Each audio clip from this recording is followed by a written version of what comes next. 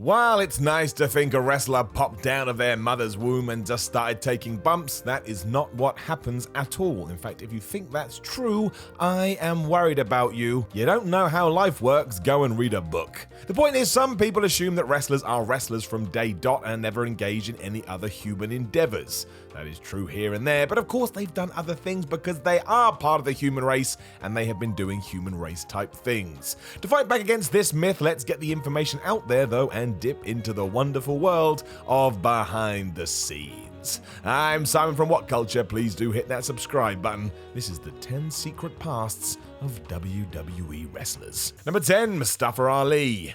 All-round good guy Mustafa Ali proves that only positive blood runs through his veins when you learn that before he was slamming fools, he was indeed walking the streets of Chicago as a policeman. He wore a badge for 6 years as he trained to be a wrestler in the evenings and at weekends, which basically makes him the reverse Batman. Don't argue it, it's just true. Given that this is a pretty respectable path to tread, it's odd WWE doesn't mention it more on television. It has been hinted at here and there when the occasional Ali vignette pops up on Raw and SmackDown, but given he's meant to be a proper babyface, I don't know why we can't make a bigger deal of this. If nothing else, just go and check out Ali's Twitter as yet more proof about what a wholesome chap he is.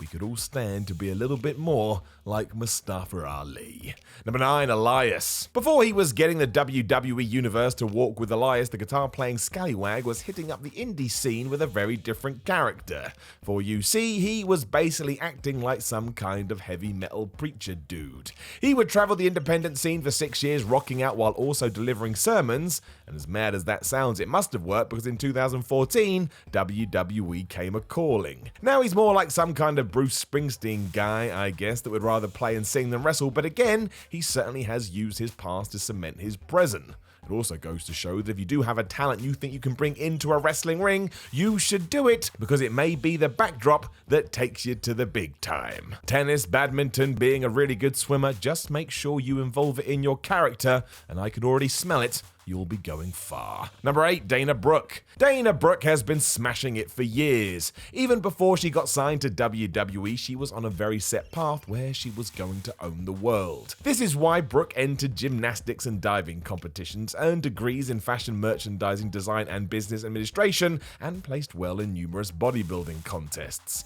Dana ranked 12th in the prestigious Arnold Classic in 2013, 13th when she tried again in 2015, and did all of that whilst pinning down a pro wrestling career, hence why she signed for WWE in 2013. So yes, 2 years after she put pen to paper, Brooke was still lifting and dieting like a champion. You can't fault how hard she tries either, be it in her outside wrestling exploits or when she's in the ring. Dana does give it her all, and there is something to be said for that. Number 7, Big E. If you ever played Iowa State when Big E was also in the team, I beg of you to please get in touch. I need to know whether when he was smashing fools in American football, if he also then gyrated his hips and played air guitar.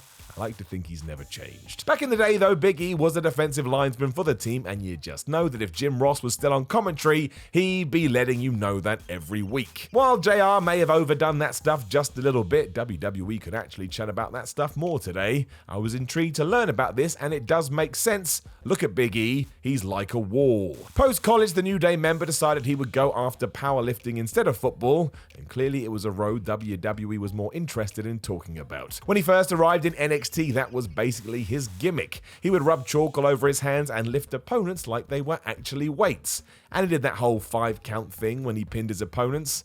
I swear, Big E better be world champion one day. It's in the stars.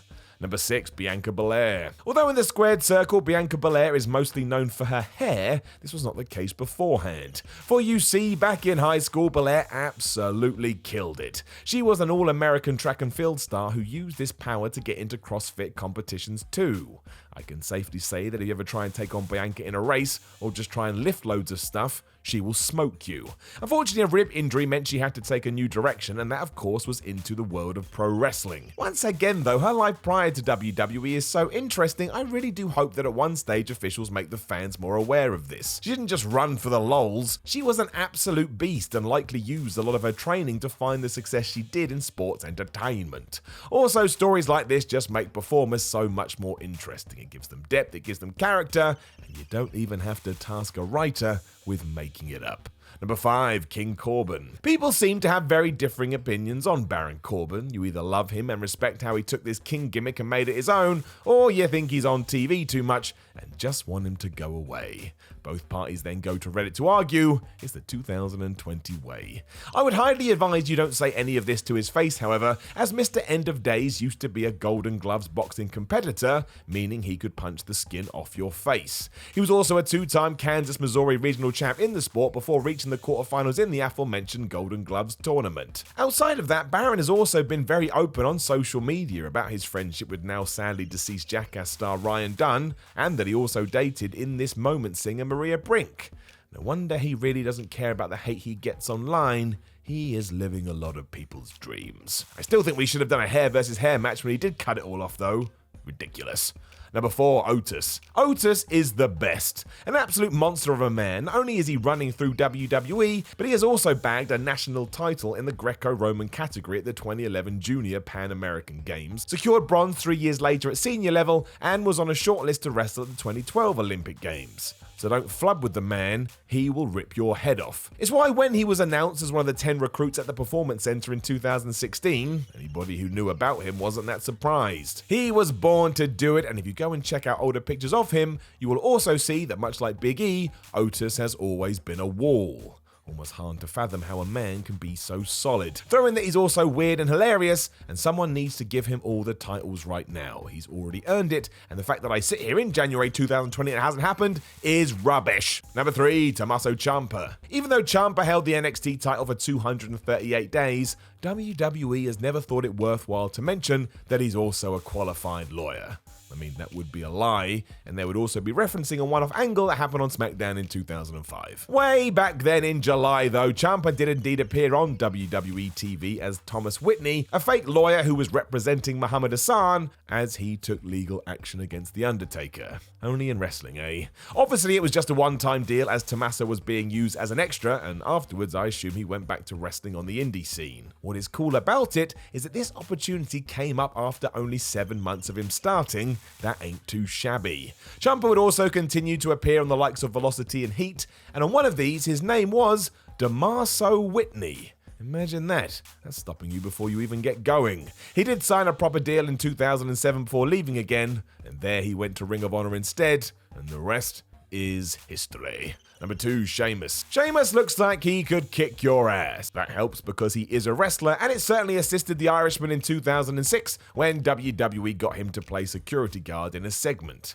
Not sure many people in those roles then go on to become the world champion, but that just makes the whole thing even better, especially as it was only 3 years after this. But it was Sheamus and Wade Barrett who appeared on the 13th November episode of Raw as heavies, who were there to try and stop Triple H and Shawn Michaels should they get up to any trouble. Of course, it did go that way, and Sheamus took a beating from D-Generation X, including a pedigree from the game. Circumstances he found himself in again at WrestleMania 26, when Tripp kicked his ass for real. Obviously, WWE won't mention this because it wouldn't tie into the superstar we know as Sheamus, but I do like it as an interesting footnote. I would also like to know how many wrestlers who fill such shoes then go on to have full-time deals. It's got to be minimal, surely. There have been so many security guards on Monday nights. Number 1, Charlotte Flair. Technically, WCW got to Charlotte Flair before WWE did. The first time we saw her walk the aisle was on the 4th of January 1999 during an episode of Nitro, and even after that she popped up here and there in the company until it went out of business in 2001. If World Championship Wrestling had kept going, you can bet your ass that at one point she would have become the hardcore champion. That was just the way. If you hung around backstage, eventually you would win something. WWE never mentioned this now because really there is no need, but if we turn the clock back even further to 1993, you can also see her being kissed by Father Rick as he said goodbye to his family before heading to Starrcade 1993. So if you want to know when her official debut was, we are going to go with that. It was like the long road towards following in her dad's footsteps. To think as well, a little over 20 years after that 1999 appearance, she would be headlining WrestleMania. I bet no one called that back then, and if you did, you would have been weird. You can't just look at a random child and say that. Well, unless you're the Nature Boy himself, I bet he definitely did, because he is the proudest dad that has ever lived. Know of any other secret pasts of WWE wrestlers? Let us know in the comments below, and don't forget to like, share, and subscribe. Then please do head over to whatculture.com and read yourself some articles much like this one. Follow What Culture on Twitter at WhatCultureWWE, and I hope to be able to talk to you from outer space soon.